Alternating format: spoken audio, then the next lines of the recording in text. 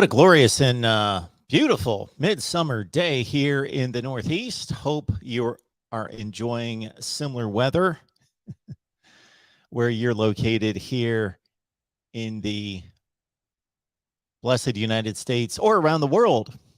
We do have a small percentage of you that catch us from around the world, as YouTube tells us in our analytics. So welcome everyone worldwide here at the Voice of College Football. Appreciate you being here. Appreciate you waiting a few minutes. Thank you so much for that. I appreciate it.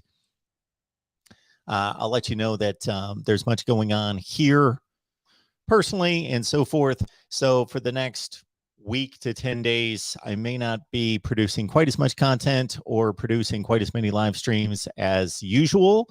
I will do my best to stay current with my schedule and stay up with the pace and with everything heating up in college football with Big 12 Media Days starting in just a couple days. I will do my best to keep up with everything and to be here as much as possible. But at the same time, just understand it's one of those seasons of life where there's a lot going on and much to take care of outside of college football. All right. Appreciate you being here. Amazon link is in the description section. When you shop Amazon, please use the link that we provide in the description section. And for many of you, and we are constantly bringing on new subscribers, appreciate that, about 1,000 in the past week to 10 days. So thank you so much for that. I should introduce myself. My name's Mark, and some may say I'm the voice of college football, but certainly this platform is the voice of college football. So there's been some debate about that in the past.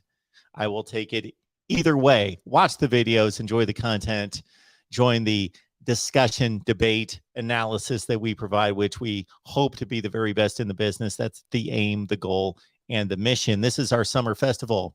What does that mean? Well, we have dedicated ourselves to providing 3, and we usually do much more than that, 3 call-in shows each and every week during the summer. We will set a season schedule, in-season 2022 college football season schedule, and we'll set that up a couple weeks before the season and keep you abreast as to what we are planning for the college football season, which is enormous, of course. But during the off season, the summer festival includes right now, noon Eastern time every Monday, then Thursday at 6, Friday at 9. Keep in mind that if you're unaware of our team channels, many of them represented right back here on the shelf, we have many team channels. We've got 10 live streams, team-specific live streams that we deliver each and every week. I won't run down those right now, but keep in mind that if you have a favorite team, we most likely have got you covered.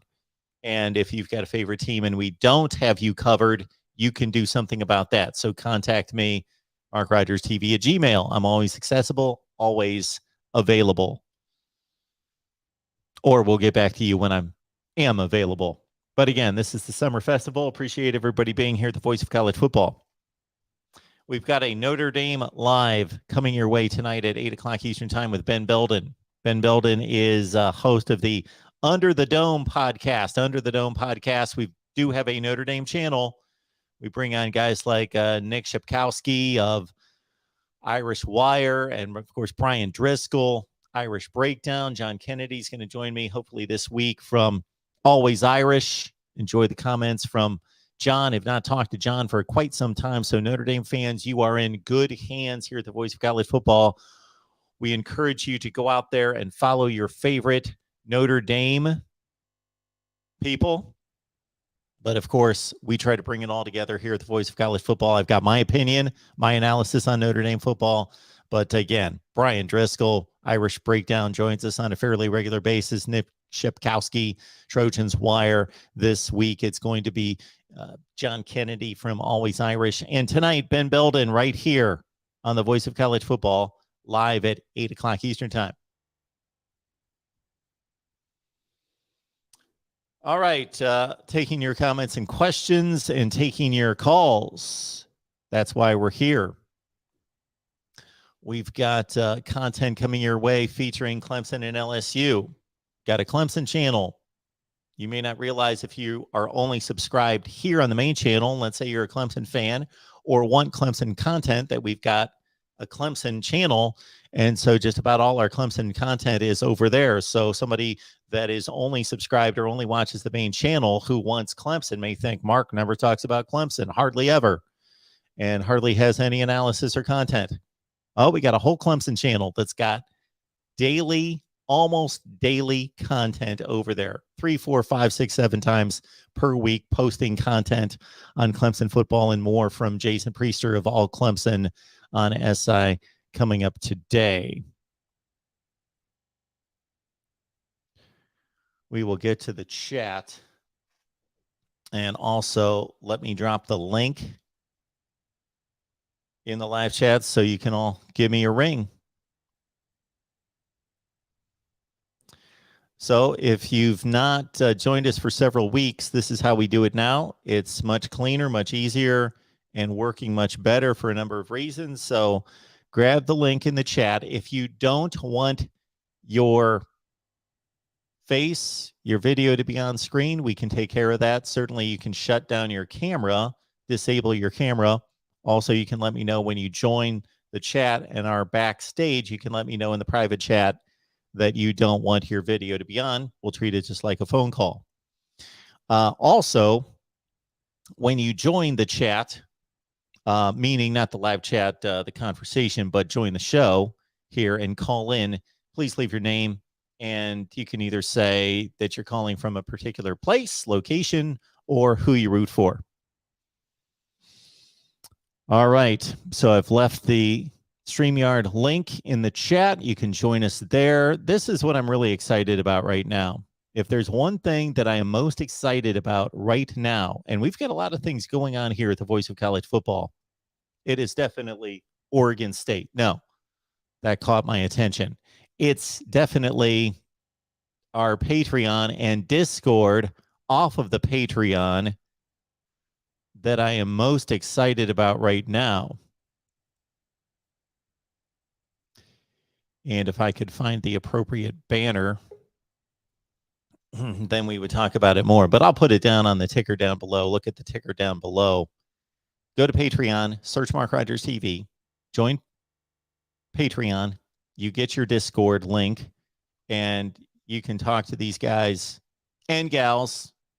Ladies, you are welcome as well, of course. More than welcome. We would like some more sensible, knowledgeable heads in the game here. But all of you, welcome on Discord. So you go to Patreon, search MarkRogersTV. I'll send you a welcome letter, which will include a link to Discord, and you are set for college football discussion 24/7, 365. And also,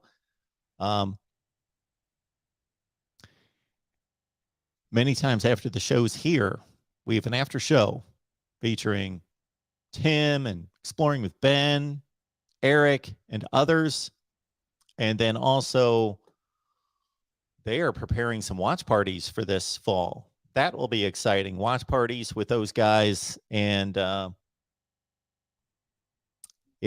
we will explain it more fully later. But just join us on Discord. Go to Patreon, search MarkRogersTV, sign up there. $5 a month. And you get your Discord link. And then so much more is provided on Patreon as well.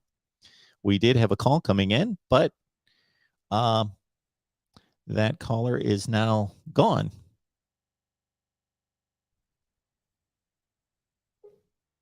Oh, back up with us. We've got Bishop on the line. Boomer. How's it going, Bishop? Hey, how you doing? Doing well. What's going on? No, just excited for the new year. The landscape has changed since we last were a part of it. So just excited to see how we'll move forward with. Yeah, so when you say the landscape has changed since the last time you were part of it. Yeah, this understanding from going from when people used to be put on there for doing autographs and whatnot for $100 to now NIL being a inclusive deal for the landscape of recruiting. Okay, so you're pleased with that. Yes, I am. Very pleased. Okay, very good.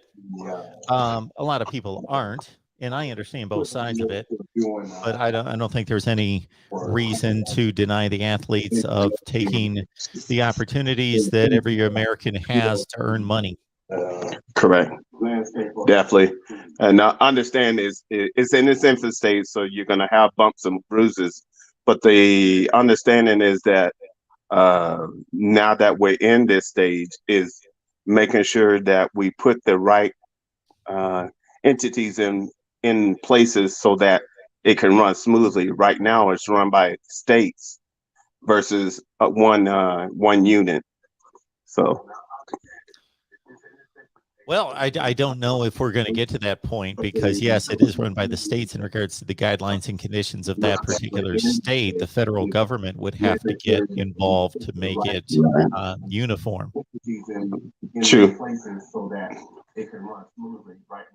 True. That the simple fact is, though, we are here and understand the NCAA hand was forced by our government, but then the NCAA could have took a more active role, but instead, just through our ABCs of NCIL, as we see the landscape is being shaped by those who are involved in taking the initiative without any guidelines. Oh, all of that, definitely true. You know, when Johnny Manziel was suspended for the first half of game number 1 in 2013 after winning the Heisman Trophy for allegedly signing autographs and benefiting from that, but although the NCAA told us that they did not have enough proof to verify that, but they still suspended him for the first half of the first game, I and a lot of other people, anyone with any kind of foresight, so I certainly don't take credit for it, but I posted a video saying the NCAA needs to get a hold of this right now. These athletes need to be able to benefit from their name, image, and likeness, and that was in 2013. So for the NCAA to be that passive and short-sighted to not get ahead of this is a crime in and of itself. So true. So true. And the simple fact is that we all love the game. And ultimately, we just want each university to be able to make sure that on all platforms, everybody can participate.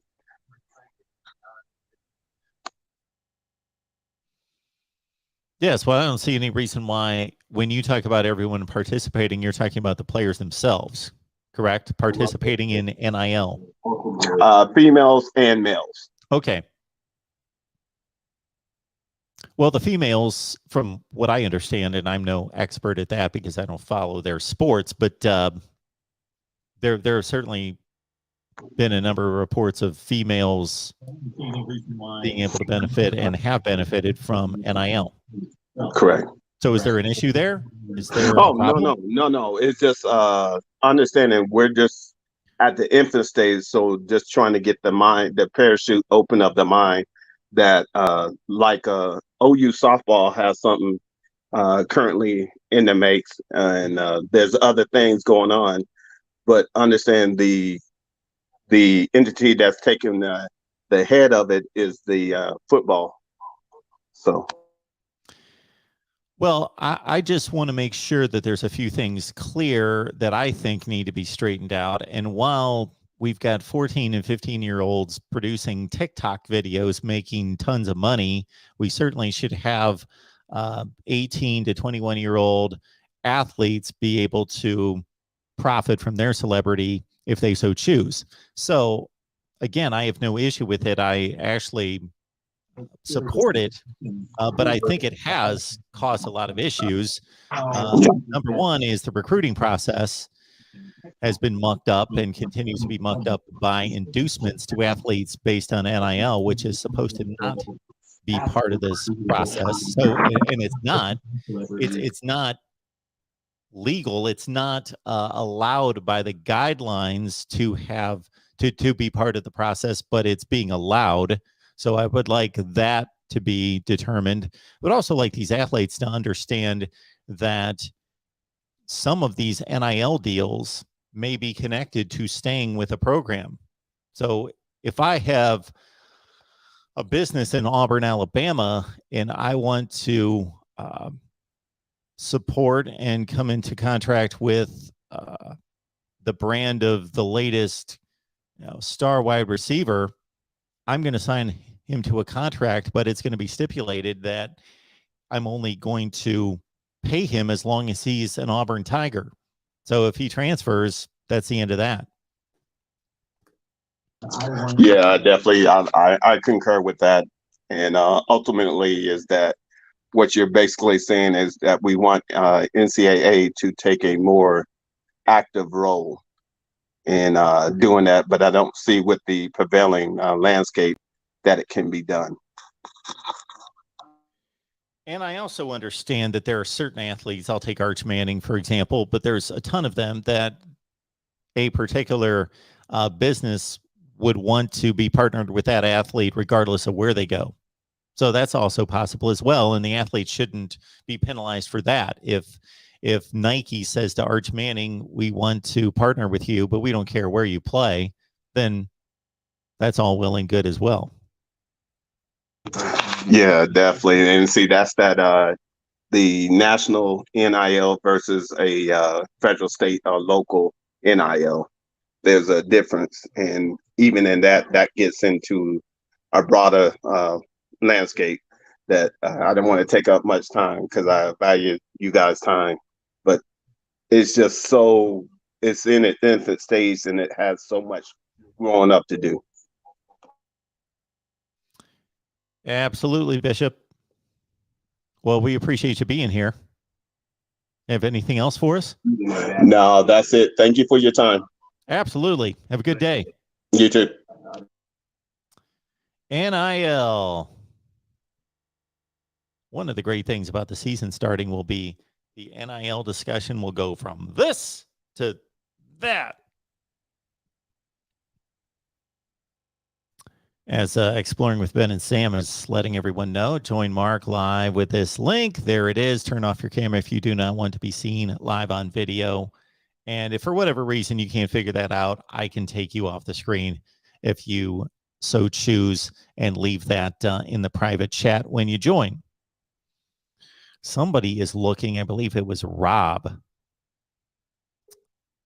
Robert's looking for a Purdue preview for the 22 season. I would be more than happy to deliver that. There's a few business accommodations there, unfortunately.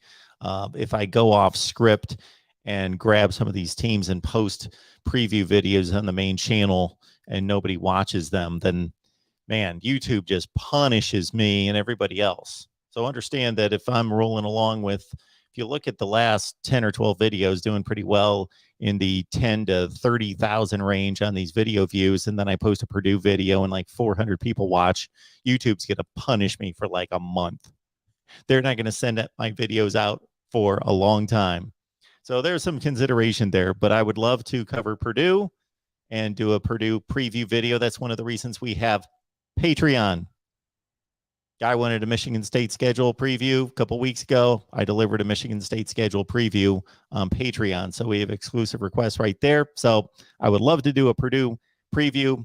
It basically, I can promise you, unfortunately, it will kill the channel. Well, obviously the channel will exist and continue to thrive, but it will punish me for weeks on end. Will be a bit of a waste of time. All right, Will, how you doing today? I'm excited for the show tonight. Should be a great show. It will be a good show. Ben's going to be hosting that. If you are familiar with Ben Belden, I haven't. He's got a podcast. He's been on here a zillion times in the past. But Ben's going to take everybody's comments and questions and talk some Notre Dame football. Great. Mark, do you ever think that the playoff committee can create like a subcommittee for NIL? Do you think that could ever happen? Do you think the schools could ever agree on something like that?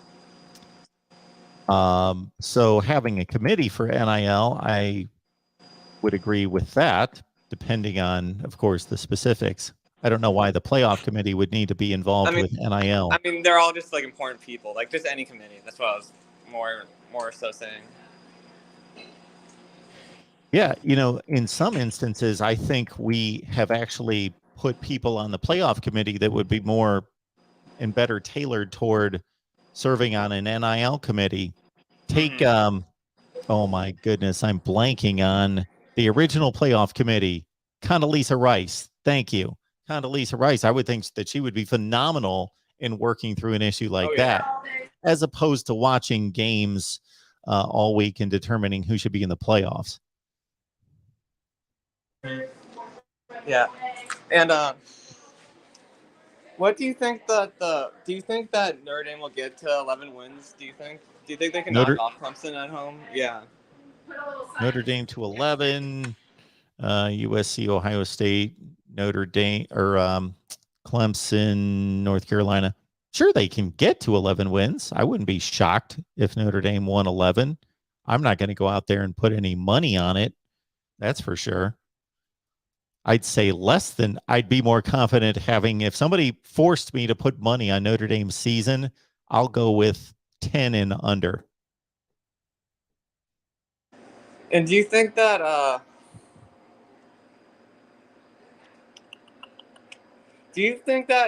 the Phil Steele preview will be out soon, like in my area? I don't know. I'm just like frustrated by it because like I'm really excited to read his preview because he knows everything, but like I don't know, it's still like not out in my bookstores yet. Gotcha. I ordered mine. Okay. Yeah. Phil was nice enough to send me one a couple of years, but I understand he can't do that to like 150 different people. He probably interviews with a lot more people than that. But he will be joining us next week. So we've got Phil Steele coming on next week. Great. Still trying to figure out a time, but yeah, I don't know what to tell you about your magazine situation there. I know. It's just like a call every time. They're like, no, not yet. And I'm like, darn it. But yeah. Should be on its way. All right. Are you going to be on the Notre Dame show tonight, or is it just going to be our guy?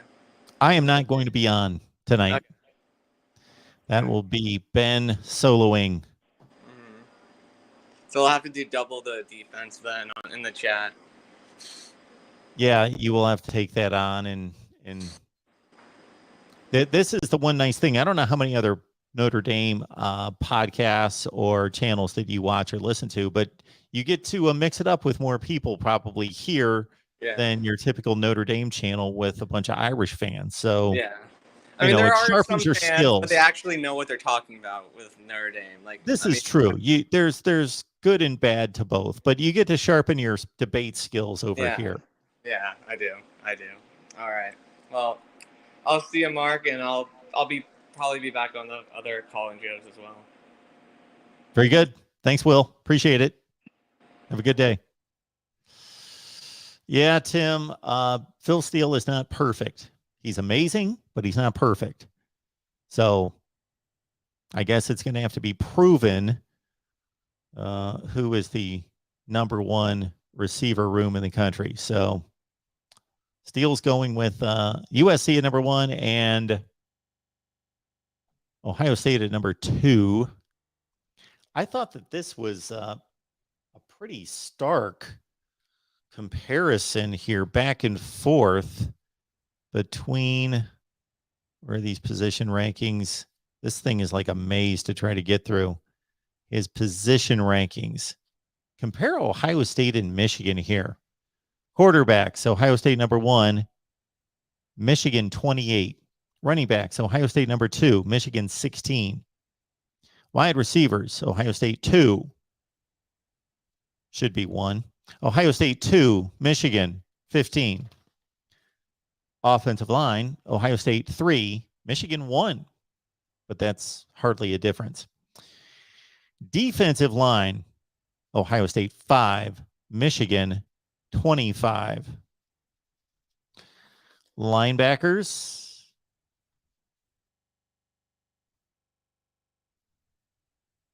Ohio State 18, Michigan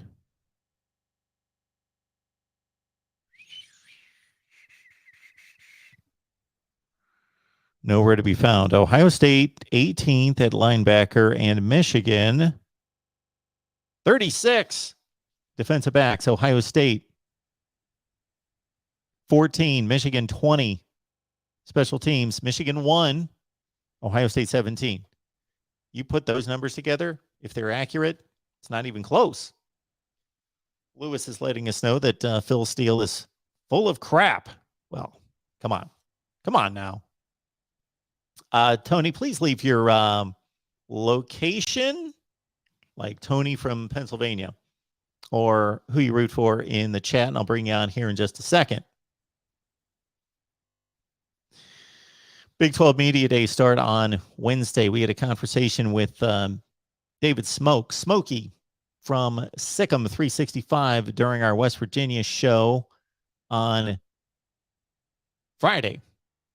And we're going to post that as a separate segment coming up later this week, a Baylor preview. Interesting nuggets on the Big 12 that we will dive into throughout the week. Of course, Phil Steele is calling Dylan Gabriel the best quarterback in the conference. And I found it worth noting that Baylor is 4-1 in its last 5 bowl games, all as an underdog against higher-ranked teams. And, of course, Will Shapen is the new Baylor quarterback who came into the Big 12 championship game last year. He played quite a bit, threw for about 600 yards last year, but most notably, of course, played in the Big 12 championship game and was the Big 12 championship game MVP. And Blake Shapen, who had some meaningful snaps for Baylor last year, played the Big 12 championship game and threw for 3 touchdowns and won the job over Gary Bohannon in the spring. Baylor thin at wide receiver. We talked about that as well. Spencer Sanders, Big 12 first team quarterback. I kind of questioned that, but voted on by the media. And it's going to be a heck of a race, I think, in the Big 12 as opposed to previous seasons when Oklahoma seemed to have it locked down. All right, we got Tony on the line talking some college football. Tony, how you doing? Hi, Mark. How are you today? I'm good. What's going on? Mark, I have a question for you. I was reading rumors. I'm not sure if this is still going to happen or anything like that, that apparently the ACC and the Pac-12 are going to do an alliance, and this is a way for the ACC to maybe sneak in like the Big Ten did and steal certain teams. Maybe we get like a Stanford and Oregon, a Washington to the ACC, because the Washington and Oregon and Stanford don't want to go into the Big 12. Would that make more sense for them to go to the ACC than the Big 12, or the Big 12, in your honest opinion? Would it make more sense for who to go to the ACC or the Big 12? Washington, Oregon, and Stanford. Okay. So I think that the Big 12 is somewhat protected by its own mediocrity, meaning that right now we've got 12 teams in the Big 12, and we have the Big 10 and the SEC possibly going after more territory. Notre Dame, Washington, Oregon on the western side, most likely the Big 10 type targets. Of course, we know that they're putting Washington and Oregon on hold versus looking south and possibly who knows who the Big 10 could go for. It seems more reasonable, Miami, more likely that it's going to be the SEC, Clemson, Florida State, Miami, etc. But yes. No, actually, I disagree with you, Mark, because I heard rumors that I didn't finish my statement, but keep going, Tony. That's okay. I hadn't finished my statement. I meant. I'm sorry. Anyway, I have ADD. Go ahead, Tony. Go ahead. I'm sorry. Yeah, but I heard actually Florida doesn't want Miami in the SEC. Sure. Do they have enough power to vote Miami not to be in the ACC, or is the SEC, or is that just BS that Florida fans are going through and putting in Twitter that the Florida doesn't want Miami in the ACC, that they have enough power to vote Miami not to be in the SEC and stuff Texas like that? A&M did not want Texas in the SEC, and they couldn't stop it. They just voted against it. They've got one vote. Mm-hmm. So Florida fans are just saying that. Florida fans are just saying that to say that Florida doesn't really have that much power. Okay, so there's two things at work. So technically, everybody's got a vote. Vanderbilt's got one vote. Alabama's got one vote. There's no distinction there, technically. But then there's also something called politicking, having alliances within the conference, having, more leverage, more pull because of your status, because of the money you bring into the conference. Those kind of things we can only conjecture about and weigh. So Florida has one vote. They, by themselves, cannot stop Miami or Florida State from joining the SEC. However, that's technically speaking. Do they have alliances within the conference? Do they have partners that will vote with them? All of those things. Who knows? I don't know. Yeah. Okay. And back to what we were talking about earlier about the Pac-12, like the ACC doing what the Big Ten did, where they're sneaking. They're doing this loose alliance to sneak in and steal the rest of the big names in that conference in Stanford, Washington, and Oregon. Because is that a possibility? Do you think the ACC can do that, or like the Big Ten did with USC and UCLA?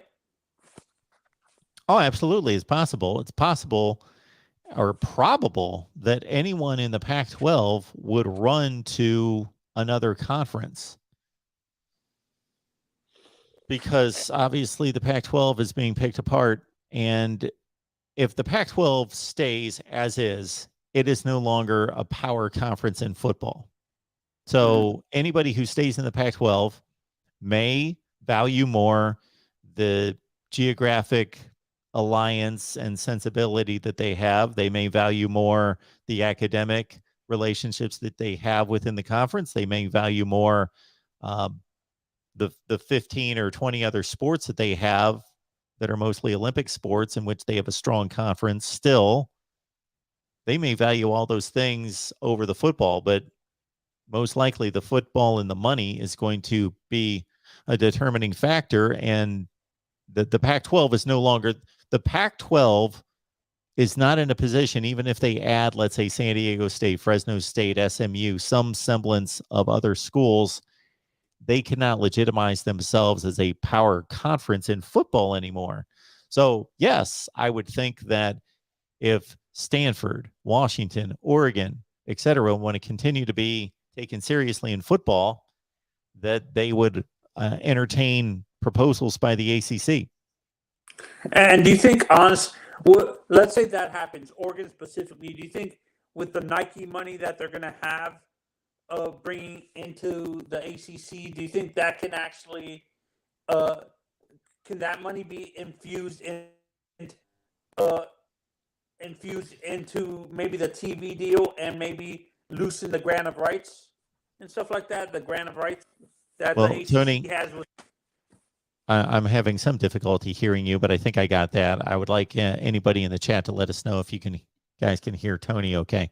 Can you guys hear? Can you hear me now? Can you hear me now? I've cranked up your volume as high as it'll go. So let's understand this, that Phil Knight's impact on Oregon football is immense. However, based on what I hear, I don't know how much of that is based on he himself versus his company, meaning Phil Knight is 82, 85 years old, something like that. Mm-hmm. And based on what I've heard, his loyalty to the Oregon program and his love for Oregon football isn't necessarily shared by everybody else. So that may not be a thing once he passes away or becomes incapable of running his, and I don't even know how active he is running Nike right now. Mm-hmm. So I don't know how much of a factor that's going to be going forward. Now, also, does he want to extend that to the conference and recognize, okay, for Oregon football to thrive, I've got to help support this conference as well? Those are only questions that he can answer. Okay. And back to the alliance thing. Can you see this? This is a scenario, another scenario. This Pac-12 ACC loose alliance. Do you think it can maybe cannibalize whatever teams are in the Big 12 and split that conference up? Have the West Coast, the teams on the West Coast of Texas and like Oklahoma State go to the Pac-12, and like Houston, Baylor, and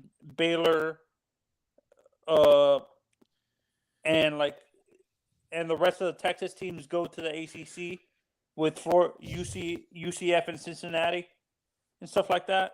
So let's start with this, Tony. In your scenario, do all three form an alliance or just the ACC and the Pac-12? No, just the ACC and the Pac-12, and they Okay. start picking apart the Big 12 and stuff like that.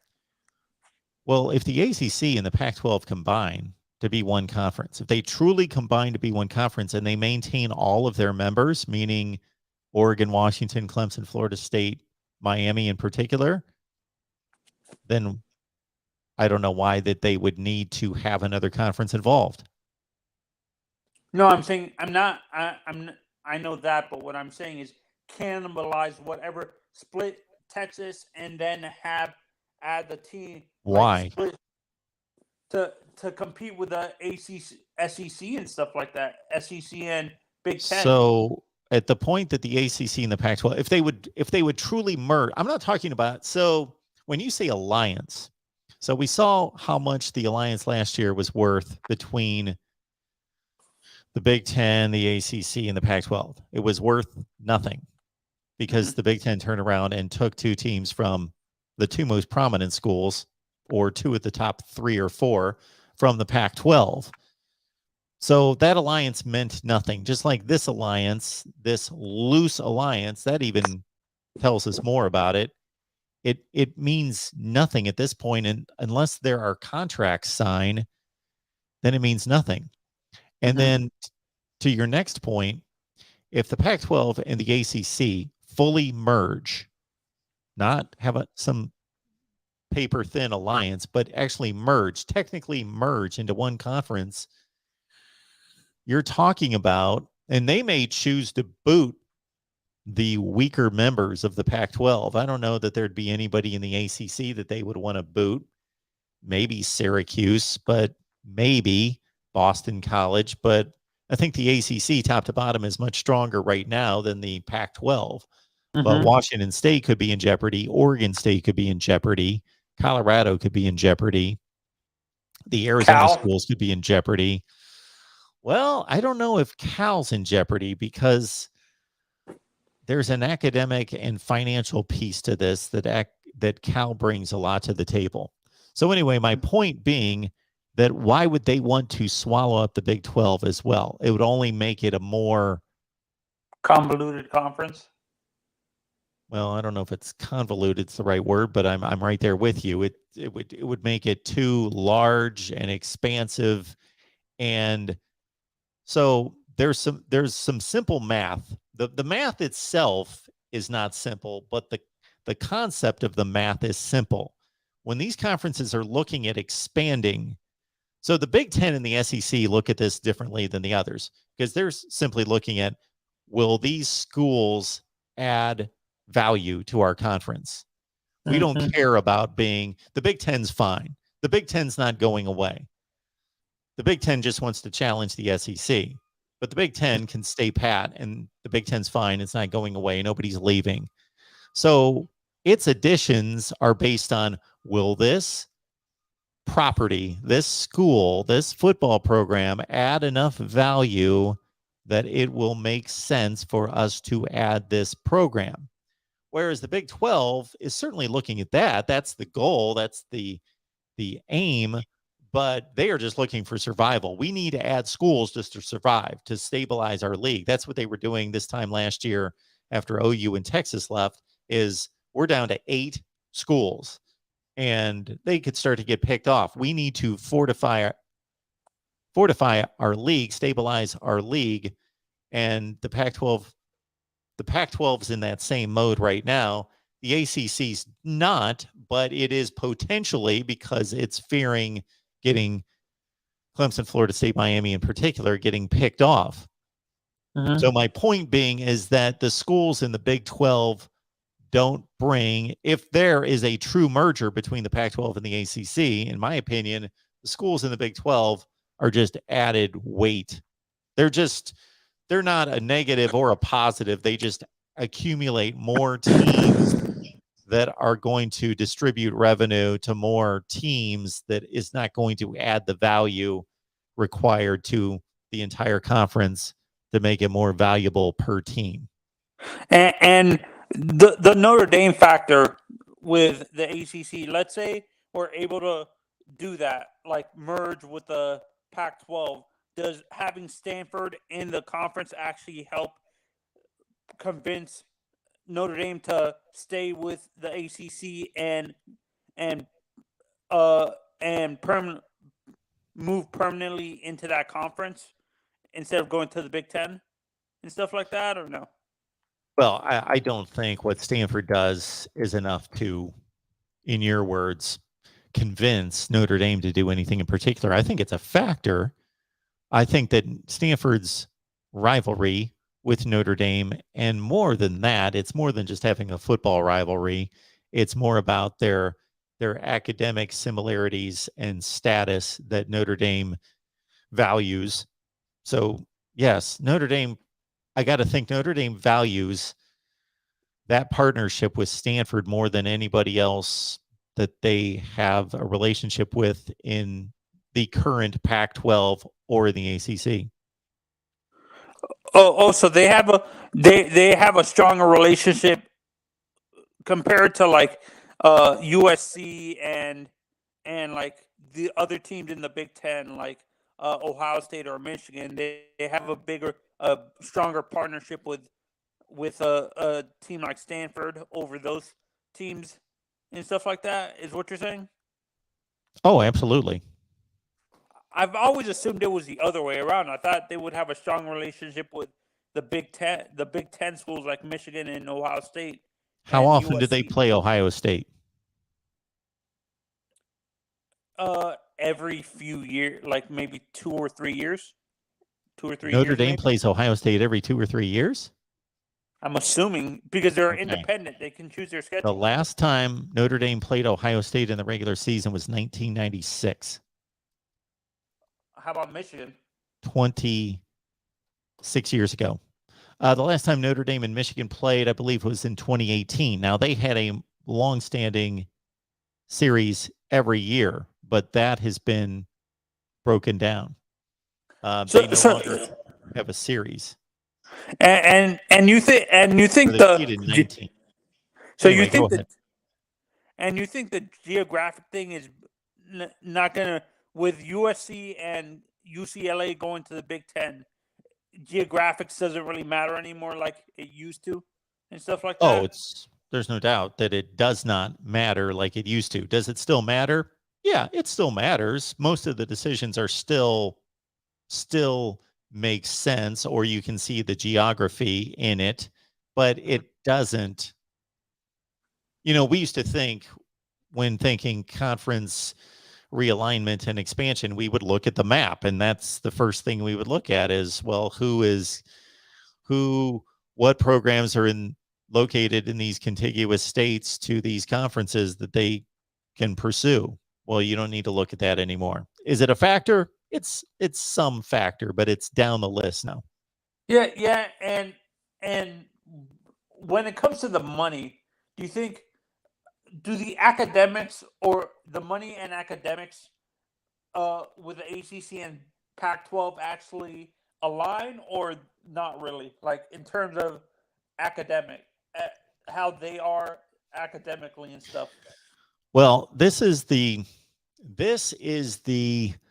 question or the topic that we can only conjecture about and take an educated guess based on what the conference, whether it be the Big Ten, the SEC, whatever the conference, what they have shown us to be valuable in the past. What are their priorities?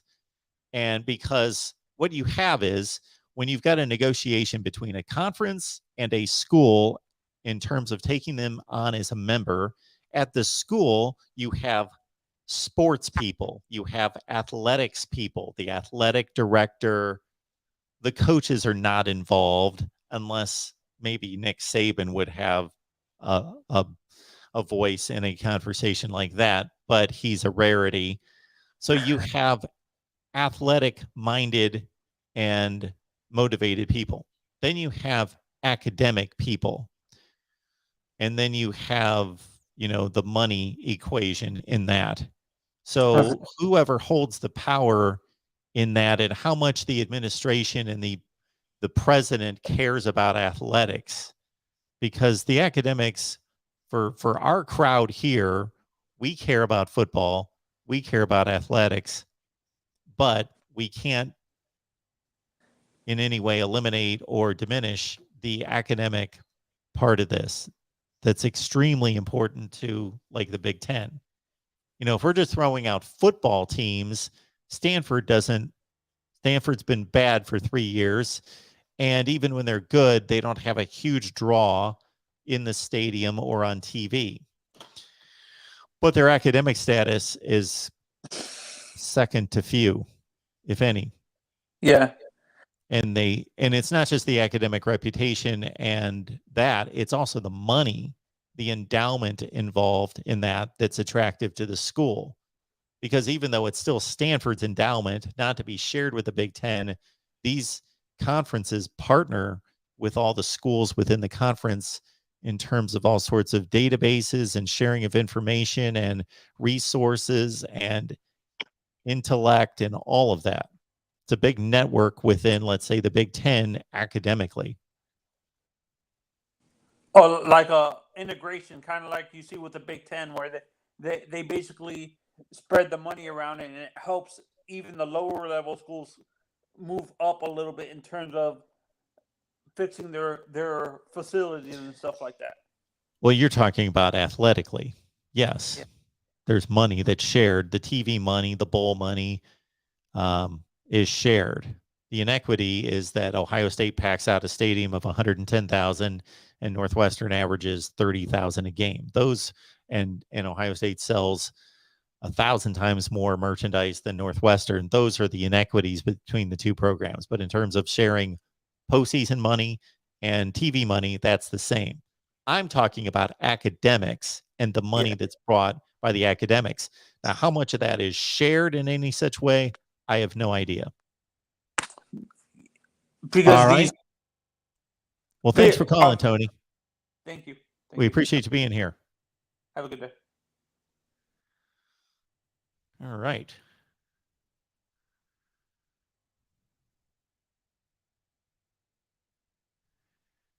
It's what we do every Monday at noon Eastern time is talk college football with you, taking your comments, your questions, and of course, we would like to have you right here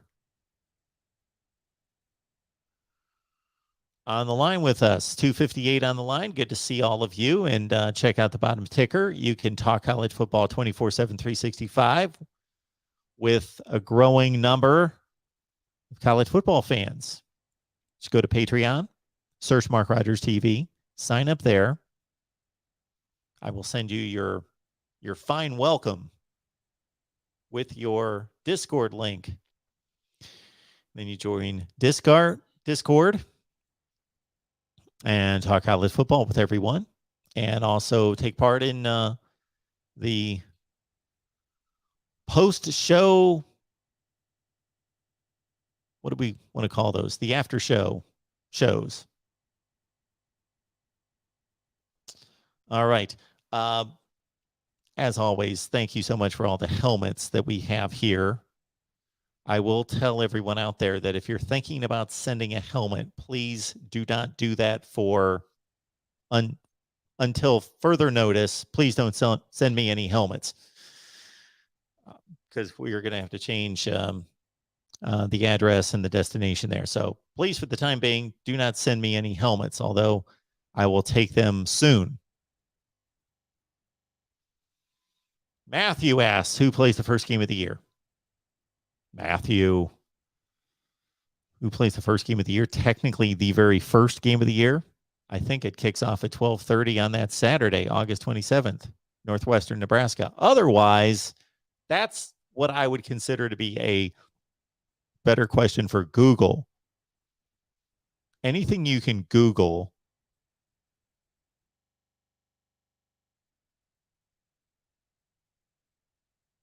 Yes. There you go.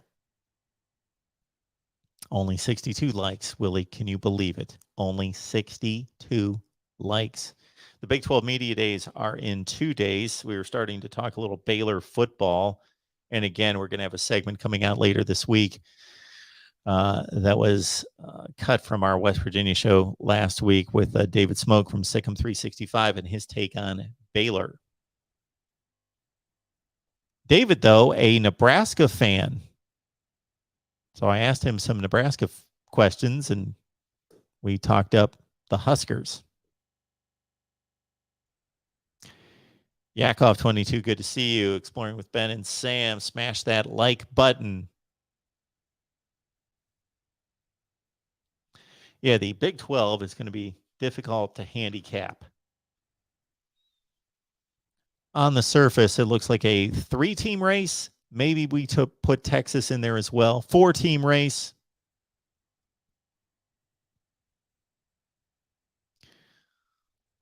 Willie, sorry to see that you've been having health issues. Doing better now. Well, we hope and pray that you continue to do better. David, does Utah join the Big 12? I would. If I was Utah, I would join the Big 12. It's not a stretch geographically, and the Pac-12 is no longer at a point in which it can call itself a power conference. I don't know what Utah's situation is in other sports,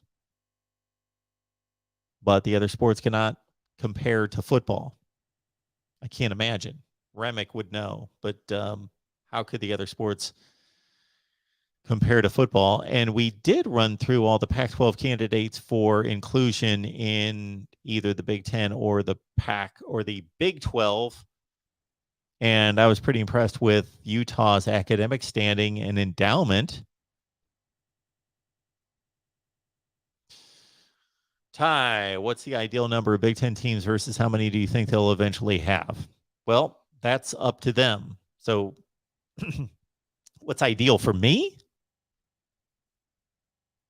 You know what's truly ideal? So let's start with utopia.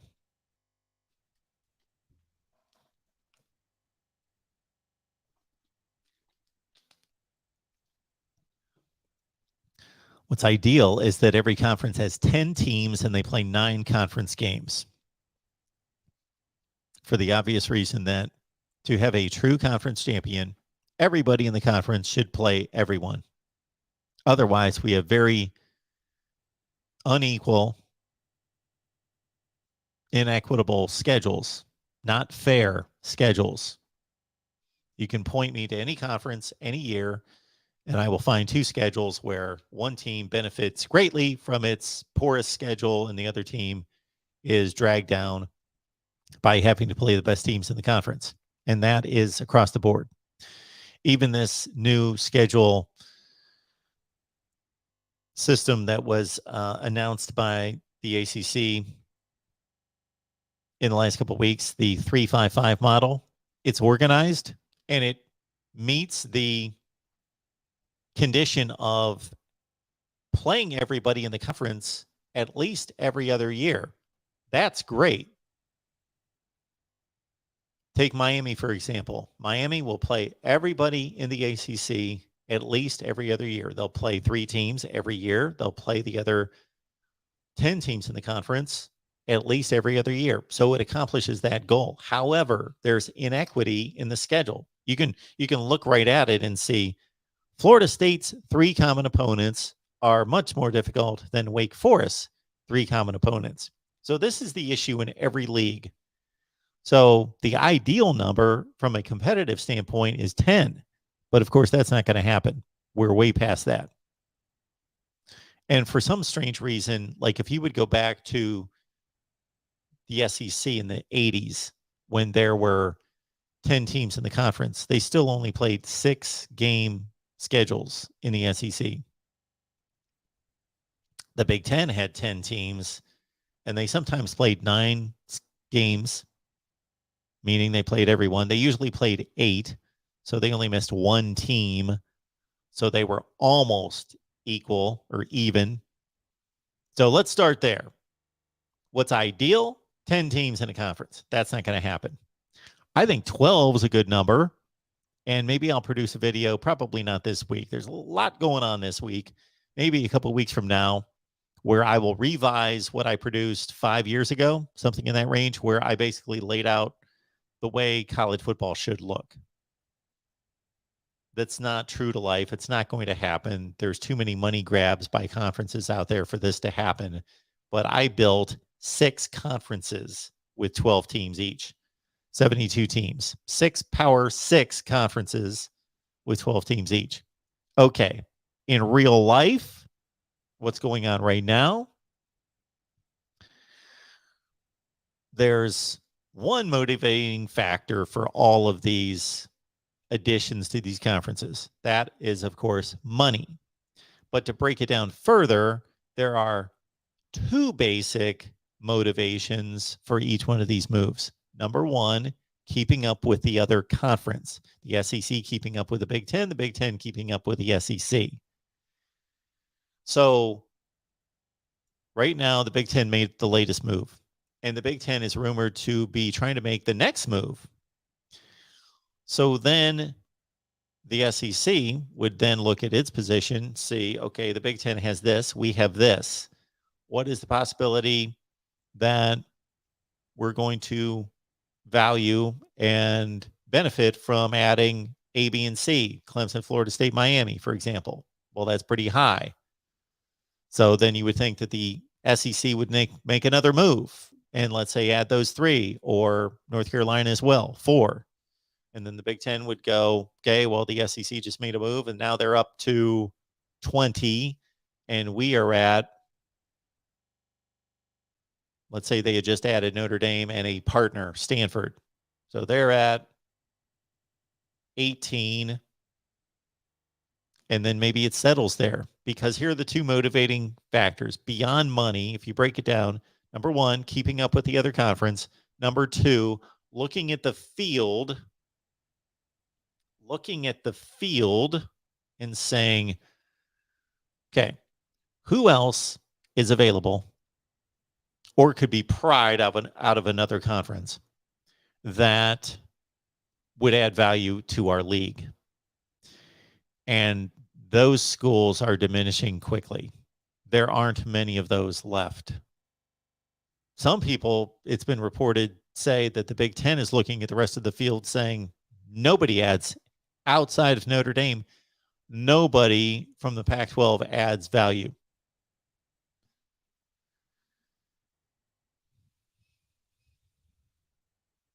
So I've got to think that those are the factors that are going to settle this down to 20 or so.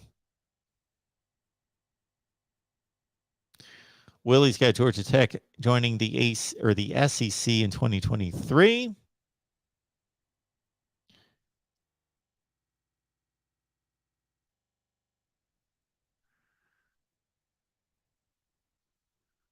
Sergeant Pickles 13, is there a reason for UW and Oregon to stay in the Pac-12? Yes, there are Olympic sports, and that's, I don't know. I don't have enough expertise to tell you this for sure.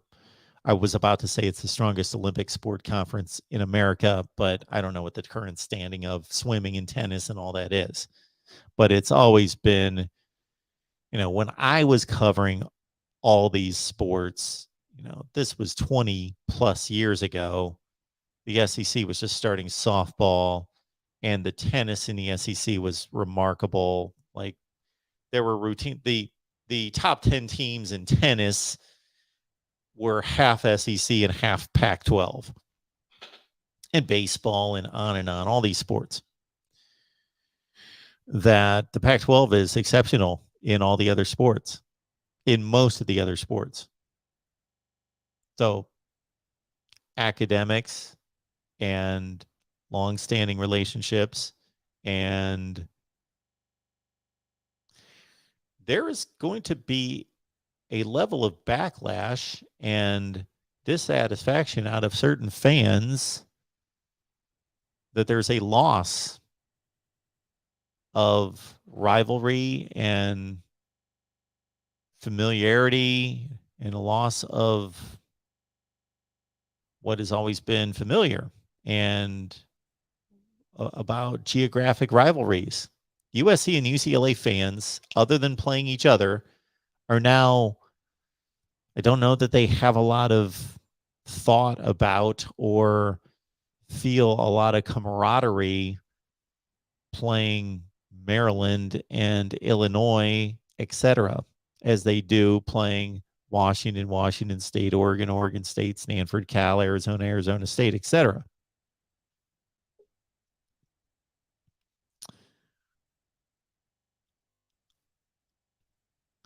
Somebody had a comment here about the HBCUs, and I can't find it now, but basically just asking the question, it appeared, is that viable or could that possibly happen? Yeah. Hey, Yashi, thanks for being here. Any HBCUs that would go to a major conference? That would have been unthinkable from a financial standpoint just a few years ago. But based on what we've seen recently with Deion Sanders going to Jackson State and their ability to recruit and sign not just Travis Hunter, but a couple other top-rated players. I think that's a very complex situation. Yeah, I don't know how to answer that. I don't think financially it makes sense, but it makes more sense today than it would have 5 years ago, and it'll probably continue to make more and more sense. So maybe that does happen at some point. All right, got Georgia fan Peaches the Kid on the line. What's going on today? Hey, you tell me, how you doing today?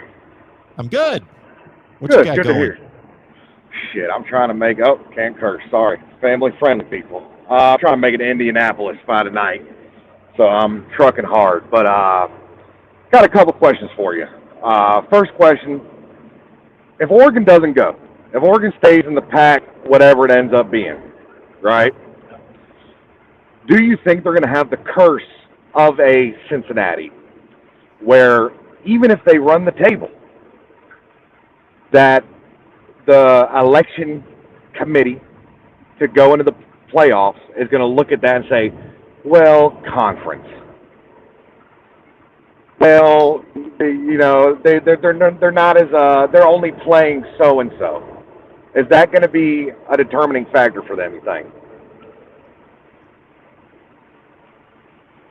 I got to think it is, because here's the interesting thing: is that currently we all know who the Power 5 conferences are and all of that, and even the playoff committee mentions Power 5 conferences versus Group of 5. They don't mention it as much as the rest of us do. They try to steer clear of it, but they just select who they think are the 4 best teams. That's kind of their.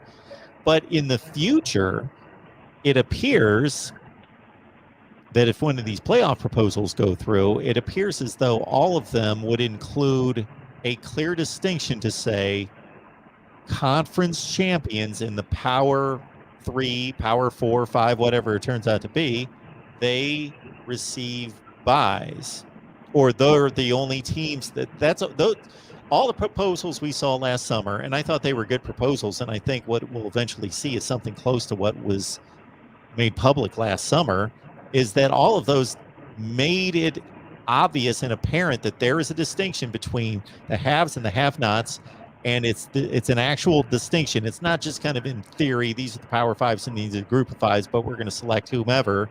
It's you have to win a Power whatever conference to get a bye. Therefore, everybody's going to be labeled, technically, officially labeled. You either made the cut or you did not make the cut. And there's no way, as it stands right now, that the Pac-12 could be considered without USC and UCLA. And with the performance of the league in the last 4 to 5 years, a Power whatever conference. I find it funny to think that BYU could go to the playoffs with 2 losses, and Oregon could go undefeated next year, or in the next couple of years, and they won't get an invitation. It's a crazy world. It's a crazy world that we're living in, and or Houston, or add in any Group of 5 last year. Now with the Big 12 taking them in. It's a crazy world that we're living in. It's going to be interesting to see how it all plays out. Second question for you. We know in the SEC, right, you've got Alabama, Georgia, and then whoever else had a good year. Florida, LSU, A&M, whoever you want to throw in there. Who do you think, this is just a softball, throw it up, and who do you think out of the Big Ten right now, including UCLA, who do you think is going, and University of Southern Cal, who do you think is going to be the next, who's coming for the king? Who's coming for Ohio State? Is it a Michigan? Is it a Penn State? Who do you think has the building blocks set up to be the most successful in the Big Ten as you see it? As it stands right Come this for second. Ohio State. As it stands right this second. Or within the next 5 years. Yeah, sure. USC 1, Penn State 2, Michigan 3. Interesting. And USC, is it the historical factor for you, or is it the recruiting with Lincoln Riley? Is Lincoln Riley the thing that's dragging? Is that the number 2? Is because of Lincoln Riley? Is it the success that he had in Oklahoma that makes you think that? Do you think it's the recruiting? Well, why USC number 2? So if we were talking about this 3 years ago, I would really struggle with that answer because USC was not showing the commitment for football or the willingness to make changes. But now they pursued the Big Ten to join the Big Ten, meaning we no longer want to be in the Pac-12 and in obscurity and making only $30 million off of revenue, TV revenue each year. So we want to come play with what could be the best conference in America, which I believe is, of course, the second best conference in America, but it could be potentially one day. So we want part of that. So they've made some decisive moves about football. They went and got what many people consider to be one of the best coaches in the country. I don't consider him quite. He needs to prove more to me for me to raise him to that level, but he's still really good. I agree. I agree. So, and they have every other benefit in the world playing in Southern California and recruiting, and now they could probably draw from the Midwest some of those other positions of need. And I would have wrestled with that decision in that top 3 a couple years ago, but now I think it's pretty clear. And Michigan's struggling in recruiting right now. They're taking a stubborn stance toward NIL that may not continue. They may get slapped in the face with the 26th rated recruiting class this year and then get off of their high horse. And Penn State's tearing it up in recruiting right now, and I just think that they've had 2 down years, but they have been on the field. On the field, they have been more competitive with Ohio State than anybody in the conference since 2014.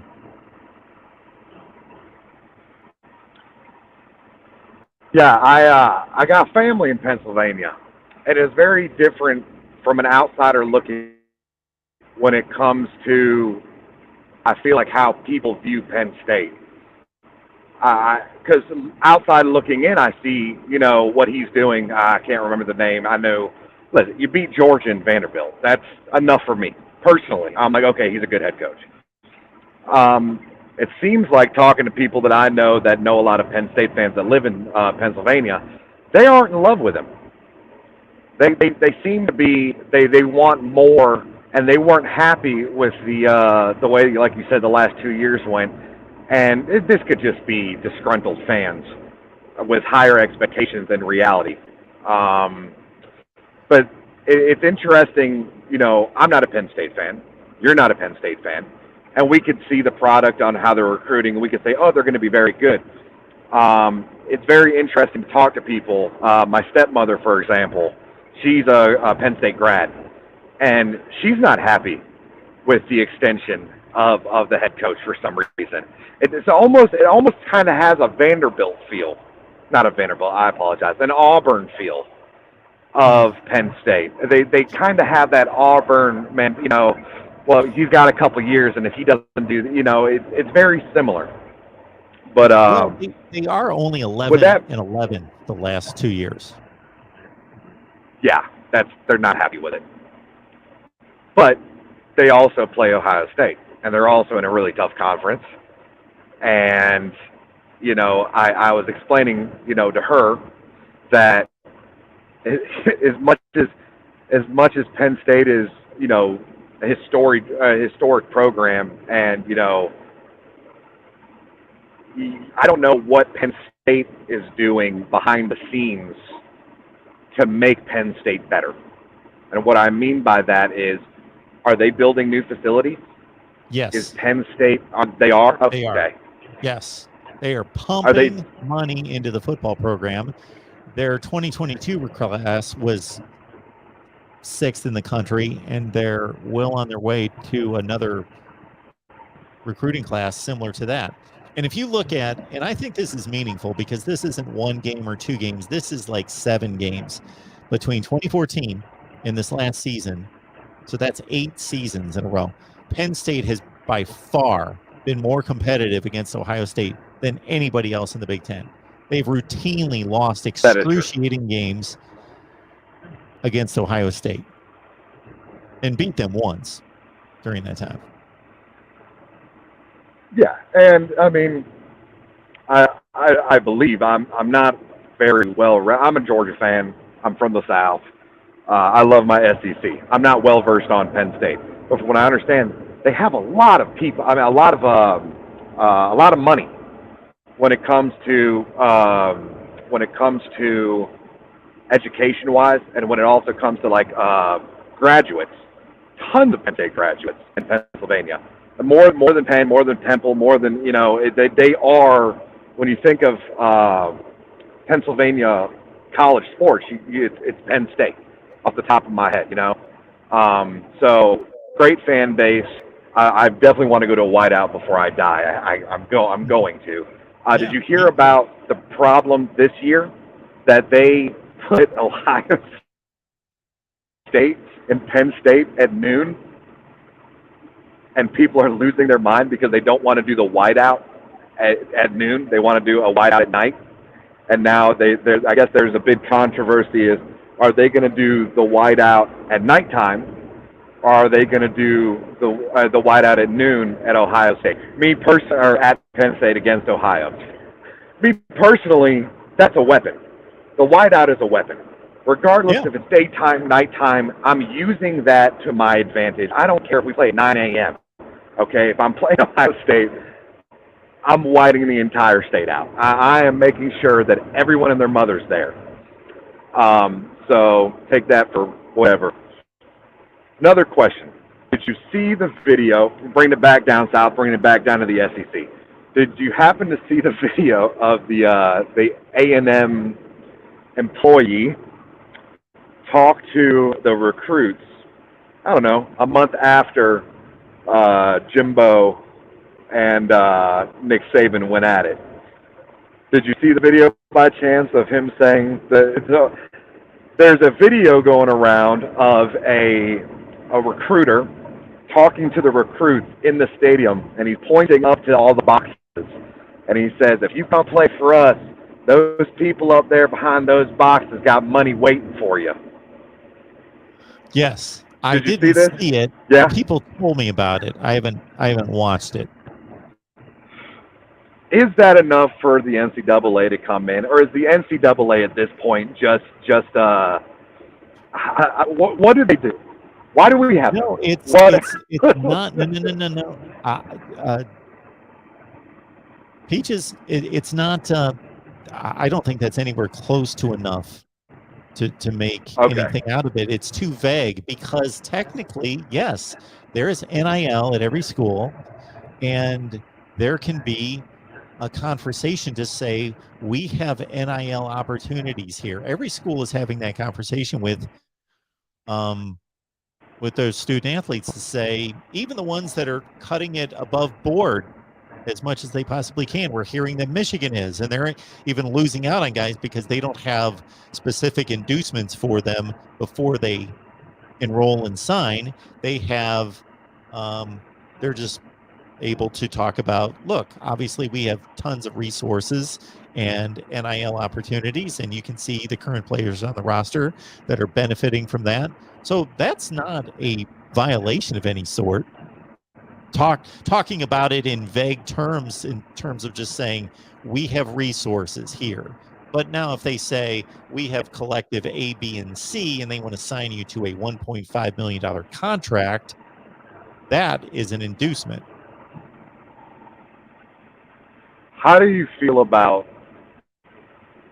the NCAA asking the government to fix the problem instead of getting a collective body of people voting on rules for NIL, rules for the transfer? I mean, it seems lazy to me, and I could be off, I could be wrong, but the way I'm viewing this, it's lazy. Yeah, go ahead. I feel like if you sign a contract, right, for NIL, for whatever, there should be rules and regulations within that, right? So I'm a truck driver. If I didn't pay, I paid out of pocket for my CDL years ago. If I went to a company like, I don't know, Swift, Prime, CR England, whoever, and they paid for my CDL, right? So they trained me to get my CDL. I signed a contract with that company that I have to drive for them for so many years or whatever, an agreed upon amount of time. And they will pay me and pay for my CDL. Should there be something along those lines when it comes to players signing NIL so Ohio State doesn't get finessed out of, or that person that paid the Texas quarterback to sit the bench, make $2 million, and then go run back to the Longhorns? Shouldn't there be, okay, if you're going to come play here and we're going to, an NIL, shouldn't there be a contract within that you have to play X amount of games if you're healthy? You should have to, I mean, something has to happen here, or it's just going to continue to be the Wild West. So, well, it all depends. So this is what, in my eyes, it should depend on.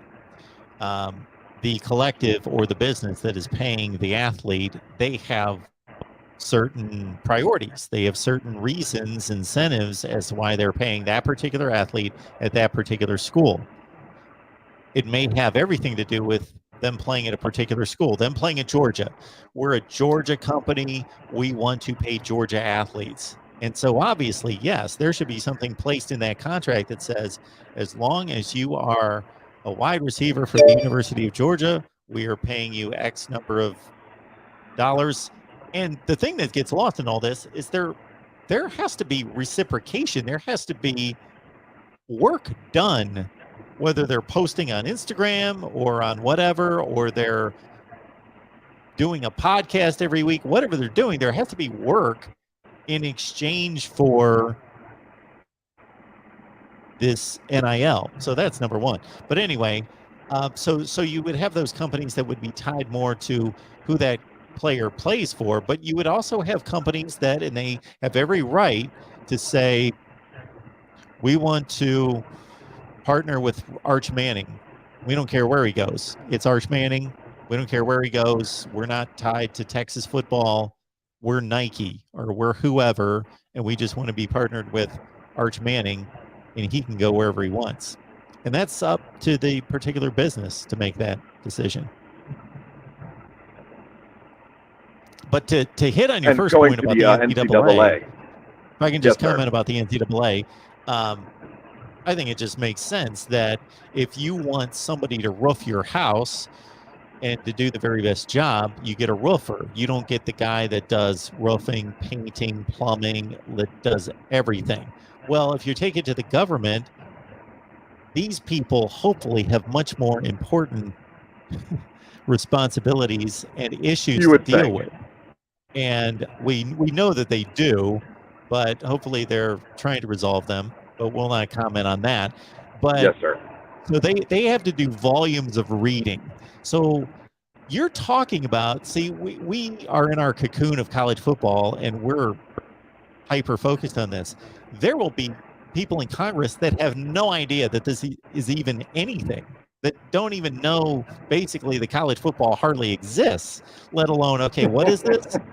And so they got to educate themselves just to get to our base level before that they can really delve into it and read volumes of information about it and what it is and what it should be, and really have even a context to go from to understand, okay, what's good for this sport.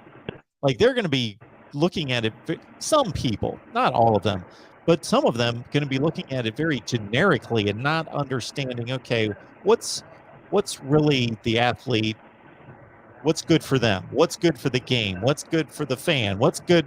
They're not going to have any context to that. So yes, the NCAA or somebody should take hold of this and not bring in people that have better things to do, more important things to do, and many will just be introduced to this for the first time and have no idea what it is. Whoa. Mark. You're telling me that Joe Biden doesn't know who the starting quarterback for Utah is this year? I don't believe this. This is blasphemy. Blasphemy.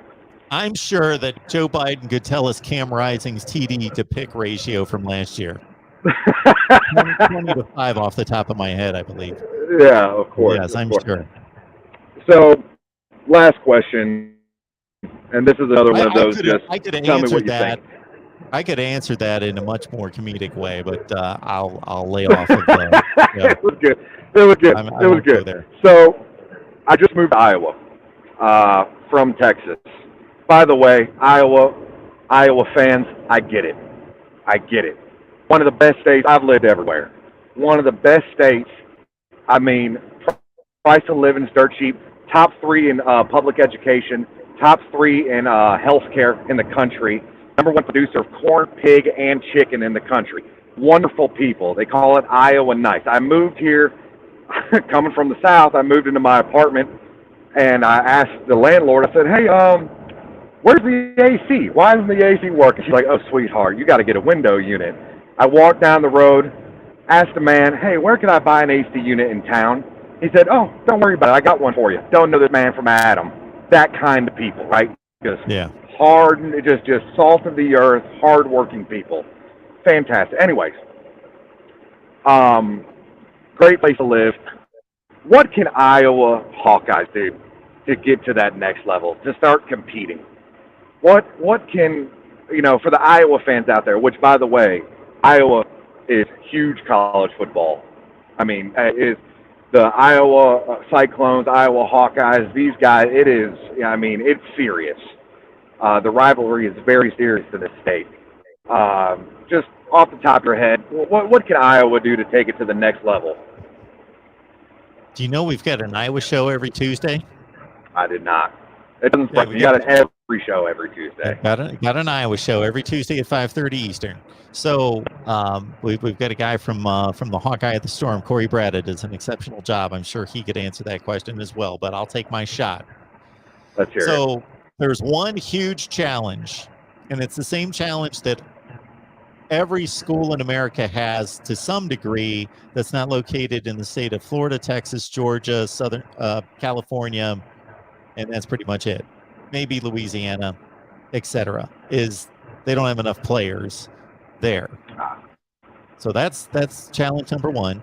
Not that it can't be done, but it Wisconsin shows and others, but to go to the elite level, and obviously Ohio State's just a different animal. Yeah, I'm not talking about an elite level. I don't want to. I'm not delusional. Okay, but at a just a competitive standpoint, like what can Iowa do? Let's say NIL wise, like is there something that Iowa, like you said, Wisconsin? I mean, it's great school, great tradition, and they do get great players. Just get them maybe in the consistently top 15 area.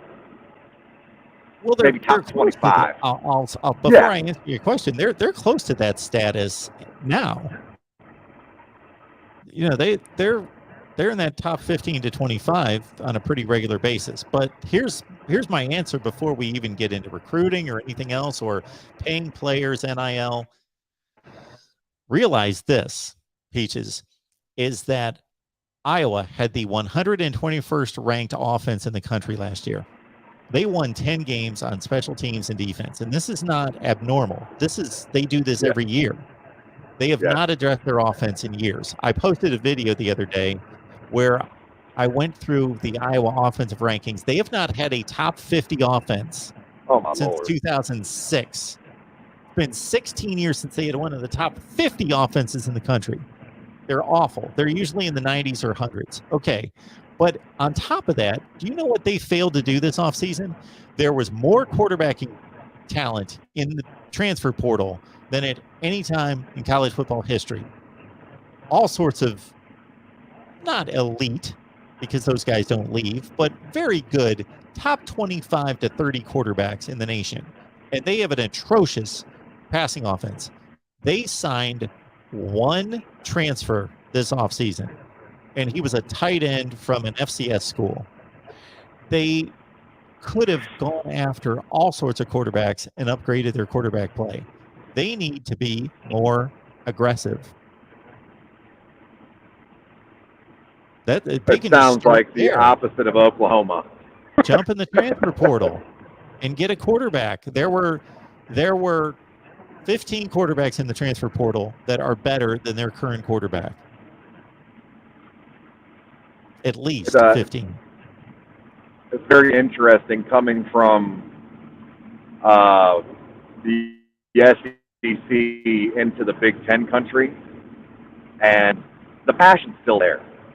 You know, growing up in the South, we always thought, you know, you have Ohio State, you have Michigan, right? You got Notre Dame, but the passion in the Midwest is still there. I mean, I just drove through Lincoln today, and I respect the Big Ten more after moving here than I ever did living in the South, because you drive through Lincoln on a Saturday, and it's giant red balloons, giant red flags. I mean, and they suck. And they don't care. It's who they are. It's something they fight for, and I respect them immensely. Especially Nebraska, Iowa, Wisconsin. It really is a part of the culture, and I would have never believed it unless I moved here, unless I saw it for myself. Peaches, you know, when you think Iowa, you think I'm sorry to cut you off. I thought you were done. No, go ahead. When I covered Mississippi State, Ole Miss, and Alabama, those three in particular, and this was from the mid-'90s into the early 2000s when I worked in Mississippi at a TV station. I'd go, you know, to Gene Stallings and Jackie Sherrill and Mike Dubose, whoever the coaches were, their news conferences every week. And Jackie Sherrill at Mississippi State at the time, it was funny because he thought subliminally communicating to his fan base that they weren't loyal enough, that they needed to show up regardless of record, and he would always say that he worked in, I don't know if he worked if he got his start he was at Washington State. Anyway, wherever he was, I know he was at Washington State as a graduate assistant, then he went somewhere else. Anyway, he was making the point that Iowa and Wisconsin were horrible in the 60s and 70s, and the places were packed every week. Every week. And it's something to see. I don't know if you, I know you probably know, but for the listeners out there, I learned about the Iowa wave through the fans and how much it means to the state of Iowa. And they're proud. If you're from Iowa, they are proud to be from Iowa. A lot of people think it's just a never-ending corn maze, and there's truth to that. But the Iowa wave. So the stadium, and this is just little less for everyone listening. The stadium's butted up against the Children's Hospital for kids with cancer. Yeah. And before every game, they take all the kids and they put them up again. You know, there's a huge glass window, and everyone in the stadium turns to those kids and they all wave, and the kids wave back.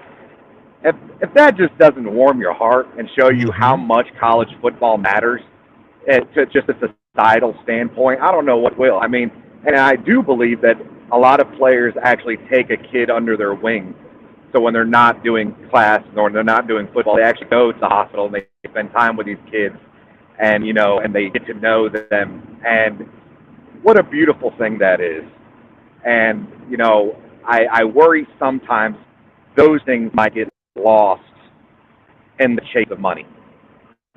When we talk about expansion, and listen, expansion, it's going to shake things up, and it's exciting. And listen, we're talking about college football, and the season hasn't even started, so that's a good thing. But I do worry sometimes that the little things like that might get overlooked while we're talking about big money moves, and we're talking about firing, hiring, what college football was really about to begin with. And it really comes down to community and geographics, and they're fighting for my state, and they're fighting for people like me. And I think it's important that we celebrate that still. And with that being said, I'm going to get off here. You guys have a wonderful day. Stay safe out there. I know it's just Monday, but a couple more days, it'll be Friday, and we'll have a great weekend. Y'all be good now, okay? Bye. Appreciate it, man. Thanks. All right, we'll keep it rolling here. The voice of college football. We got Tim on the line. Before we get to Tim, One Scoop John, appreciate you being here, and appreciate you reminding everyone that we got Discord available for everyone 24/7, 365. So what you do is you go to Patreon, search Mark Rogers TV, and you sign up right there. I will send you a welcome letter. It will include a Discord link, and we will get you set up on everything else that's involved in Patreon. So it's not just Discord, but we'll highlight that right now. You get to talk college football with this guy in particular. Talk. No, that's you don't want to do that. Are you trying to sell subscriptions, Mark? That's not going to help your cause. That's not going to do it, huh? No. You can yell. You can yell at the USC fan though. Exploring with Ben, maybe. Do you think those guys are smart and they know their stuff and they're fun? Yeah. Okay. Yeah. Despite Tim being there, you can always ignore him, just not listen to him, make fun of him. You can do all sorts of things. Jump on the Discord. How's it going, Tim? Good. No, we really have a lot of fun there. I mean, you got fans from Notre Dame, Clemson, Oregon. So it's not like it's some like echo chamber. Believe me, they put me in check quite a bit. We're talking. Don't forget Miami. Oh, well, I mean, I can go on and on.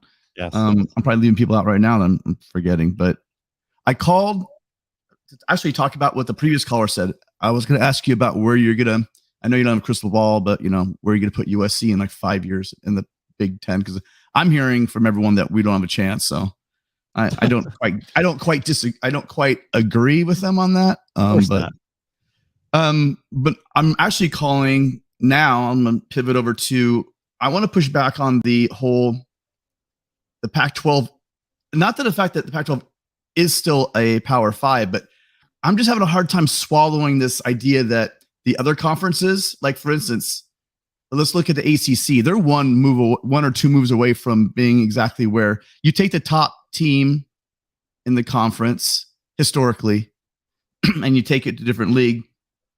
The Big 12 adding a bunch of group of 5 teams is now all of a sudden still a Power 5 after losing, or we were burying them this time last year. All of a sudden they add Cincinnati, who's a coaching change away from being irrelevant, in my opinion. And UCF and BYU, which BYU of the group I think is the most consistent, but I don't think anyone's going to put BYU up with the top schools in the SEC or Clemson or the Big Ten. No. So why are we talking like? I just see there's a recency bias, which I can totally understand because it's been dog water for the past like maybe 3 years. But we're looking at 3 teams in the past 10 years. USC's had some really good teams, haven't quite made the the playoffs, but they've had 3 top 10 teams, and even Helton was a top 3. I think he finished. I can't remember where he finished. But then you have Oregon and Stanford. I mean, these programs for the entire decade, I'll put them up with almost anybody, and over the past 10 years, because they've fallen on bad times now. And again, that goes back to that recency bias. But you and I are same age. We've seen programs go ebb and flow, but the programs that are still there in the Pac-12, they're all, those 3, especially, and Utah coming up now, these are solid programs. Now hit me. Go ahead. I'm waiting for it. You've been waiting. Okay. Solid programs, much like what we see in the Big 12, but the Big 12 has now fortified itself up to 12 teams compared to the 10. So we haven't even addressed the money part of it. We've just addressed the football. And the Pac-12 has been the worst conference, I think you would agree, for about 4 to 5 years. The worst of the 5. More towards that 4, but yeah, I got you. Okay. Since about 2017. And then in addition to that, USC's gone.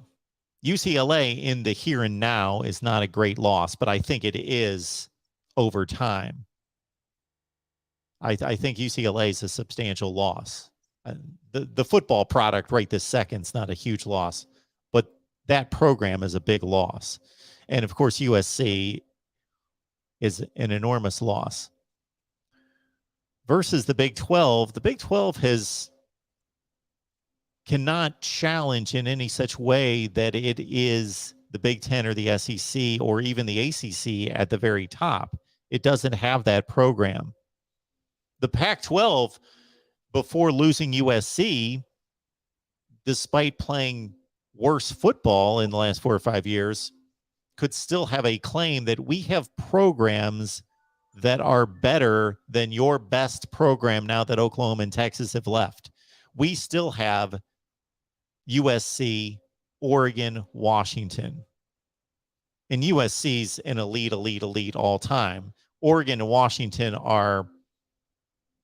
have been near national championship caliber programs in their history at some point. Really, there's nobody left in the Big 12 that has ever played at a national championship pace. I know Oregon hasn't technically won one, but they have played at that level.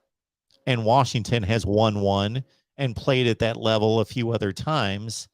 So I'm backing up your take to a certain extent, but there is depth in that Big 12 conference that is extremely strong. So all the teams that you just mentioned, I've posted videos breaking down how those 4 have performed against the Power 5 in the last 5 to 10 years. And it's not exceptional, but it's solid. The Big 12 to me is a super Pac-12 in regards to depth. You've got a lot of 15 to 40 ranked programs in the Big 12. Yeah, no, I'm with you. But again, there's got to be this line, Power 5, Group of 5. And we used to do that. There's some great programs in the Group of 5 conferences. There has been, you know what I mean? And I think by the Big 12 grabbing, the cream of the crop of the, or close to the cream of the crop of the Group of 5 programs, I'm not sure that saves them from what they lost, because I mean, you just said, UCLA, Washington has the national championship early 90s, and Oregon's been one step away a couple of times. I mean, they've been there. Yeah, UCLA is recently away. Yes. What was it, 90? And I can't remember, with Toledo. UCLA recently was, a player or 2 away against Miami from playing in the BCS game. That team was good. I hate that hurts me even to say it. That team was solid. I'm just saying that I haven't seen. Yes, the last couple of years have been really bad, but we all know that's leadership top to bottom. It's not I don't think it's the programs themselves. Washington got blindsided, right, when they lost Peterson. How differently would this conference look if he hadn't stepped away for whatever his purposes were? Yeah. And they made that bomb hire with I just had his name. Jimmy Lake. Jimmy Lake, defensive coordinator, right? Just a bomb hire. I mean, all programs at that point, Washington was, a solid program, just out of that CFP, doing well. And then all of a sudden, boom, they lose their head coach. You're one mistake away from dropping like that. I'm not saying Alabama's like that. Georgia's probably not. There's certain programs. OSU's probably not like that. But most programs are doing really, really well. You're one bad coaching hire away from dropping, So you made the statement, Tim, to start the discussion that the ACC and the Big 12 are one step away from being picked apart and being a completely different conference and not being a legitimate Power 5. That was your opening remark, that you were basically saying that the Pac-12 is not that bad because two programs have been picked apart. Let's see if I can hear myself as whatever is going by me here. Anyway, and so the ACC, but I think that you could say that for any conference aside from the SEC, that if the Big Ten had 2 to 4 of its top programs taken from it, I don't know that the Big Ten would be a Power 5 in the sense that they would not have an elite program that could compete for the playoffs. If the Big Ten lost Ohio State and Michigan, or lost 4, Ohio State, Michigan, Penn State, and Wisconsin, it's not the same conference by any stretch. Well, no, I mean, if you guys just lost Ohio State, let's look at it. Who else besides Michigan had a great season last year and is a great program as well. But besides Ohio State, really, I guess the metric now is hey, wait, have you won a playoff? Have you won a national championship? That's really how everyone throws this around lately. And besides Ohio State, I mean, what has the Big Ten done in the playoffs? It's just been one team, right? Until again last year, which is again, sorry, one scoop, you get mad at me later, but it's just like that. You look at ACC without Clemson. What has the ACC done without Clemson? I mean, Florida State 7-8 years ago, and then look at the Big 12. Besides Oklahoma, who never even won a playoff game, what has the Big 12 done at the highest level of football? No more. I mean, at least the Big 10. I mean, at least the Pac-12 has one victory in the playoffs. You know what I mean? I saw a graphic, and I'm about to shut my windows because I don't know if you guys can hear this because my mic is very unidirectional, so you can't hear outside noise, but I can almost not even hear myself talk. So to further your point, I saw a graphic posted by 247 Sports the other day on Twitter looking at the national championship appearances. So not making the playoffs, making the championship game, not winning or losing, just making the championship game out of all the conferences. And I'm going to give me 2 seconds.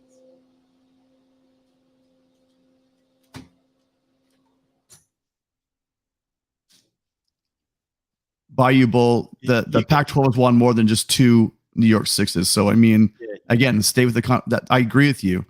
But the Pac-12 has won many New York Six games. Yeah, so if you go back to they won 2. No, they were basically going the post from 247 Sports was who had reached national championship games. And since 1998, it was only 2 from the Pac-12, but at least it was 2, where from the Big Ten, it was 5. Ohio State, 5. The rest of the conference, 0. Reaching the national championship game since 98. Yeah, and that applies to so the ACC did have the first one with Florida State, and they lost, correct, in the first round. Yes. So let's throw that. So yes, those are kind of almost anomalies. I get it, and they only had 2. So they had 2, and then you have the Pac-12 with 2, and then you have the SEC with a bunch, right? But I'm not seeing this. I'm seeing 2 conferences even before this conversation, even before the expansion, or then teams were moving. Oklahoma was carrying the Big 12. Clemson's been carrying the ACC, and so therefore they're viable conferences. I feel bad in a way because the Pac-12 was let down by poor leadership at USC and a crappy commissioner that absolutely ran us into the ground with that Pac-12 network. And so if USC had been USC of ages and we were making the playoffs every 2 or 3 years or whatever, then this conversation wouldn't even be happening. And the leadership at USC has been crap. The leadership in the Big 12 is crap. That's a shame because I think that's changed. The leadership's changed at USC. We've got some great leadership there now with Bone. And Klyavkov came in and just it looks like such a I really thought he was going to turn it around. It's just the timing of all of this. I think that the Pac-12 just ran out of time. I think given 3 or 4 more years, I don't know. I think that Riley would have gotten, the support he needed to make a couple playoff runs. I think Oregon's always going to be strong. And again, Washington, and you're not going to find better fans than Washington because they're really one of those teams where they pack their stadium even when they're not doing that well as well. And so the thing you got to look at is that they just ran out of time. And they made people forget, again, they say, oh, Washington sucks. That could happen to your program. They were on top of the game with a great coach. They lost them. They made a bad hire. And then they just sunk. So anyway, that's all I'm saying. I'm not saying that they're a Power 5 anymore, but I don't think the additions at Big 12 make them a Power 5. I'm gonna lose a lot of people getting mad at me in the chat, but I don't see the additions of BYU, Cincinnati, Central Florida, and I don't know. I forgot the fourth one. Houston. So let me point something out that I'm going to go along with what you just stated there about Washington. Yeah, the recency and people's ability to think back just a couple of years is incredible, or lack of ability to think back. Washington played in the Rose Bowl in 2018, but they played in the 2019 Rose Bowl as the Pac-12 champion. So it could happen very quickly one way or the other, and it's obviously easier to slip than it is to build back up. So, and Stanford's had 3 bad seasons, but Stanford, people talk about Stanford as a complete football zero, and they're not. For 10 seasons, they were a top 5 to 10 team in the country. So, Tim, the only point I'll make about the Big 12 is that it depends on what your criteria is. If your criteria is, does your conference have an elite program that is capable of winning a national championship or at least competing in the playoff from a competitive standpoint, having a legitimate effort in the playoff, you're right. The Big 12 may not have that school because none of those teams have ever proven over the history of their programs that they can sustain elite success. Maybe they've had 1 year. Maybe TCU in 2014 was good enough to play for a national championship. Maybe Oklahoma State was possibly in 2011. But I mean, for 3, 4, 5, 8 years, there's no program left in the Big 12 that has showed that it can be an elite program. But if your criteria for being a Power 5, 4, whatever it turns out to be, is that you just have from top to bottom a conference that is competitive with the other conferences, I think they have that. And therefore, if the playoff turns out to be, let's say, a 12-team playoff, then you're just going to have a situation where the Big 10 and the SEC have 4 and 5 teams in the playoff, and it's simply the Big 12 champion, or maybe its second place team makes the playoff. They're going to be viewed and treated as such. Yeah, I know. I'm being a bit nitpicky, but just for ages, it's always kind of hit me like they talk about these conferences as being a conference, when in reality, these conferences are very top heavy with 1 or 2 teams, and the other teams perform well.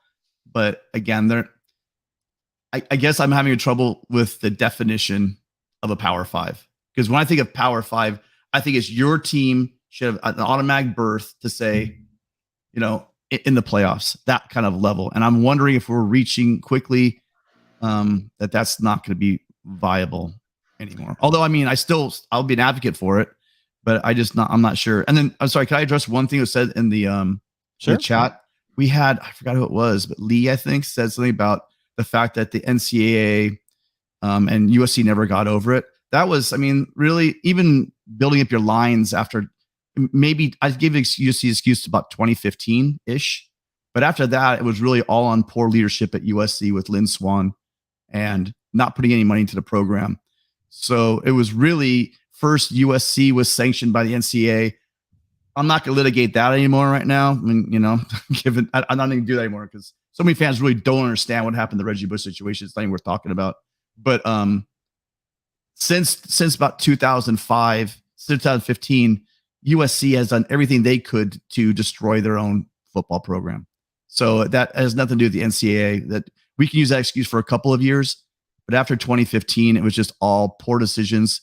Giving Helton that renewal, that right there, that contract might have been the nail in the coffin for the Pac-12 if you look backwards. But anyway, all right. Thanks, Mark. Talking too long again. No, you're good, Tim. Appreciate you being here, man. All right. Thank you, guys. Have a good day. Tim is on Discord all the time. It's great stuff. Tim and others. Got Exploring with Ben in the chat. So join us on Discord. Again, you see it on the ticker right there. Sign up on Patreon at patreon.com, MarkRogersTV. That's your search and go from there. I actually have a record appointment at 2:00 Eastern time, talking some Clemson football with Jason Priester from All Clemson. So I appreciate everybody being here. It's been a great show, and I'll be back to do another call-in show Thursday at 6, if not sooner.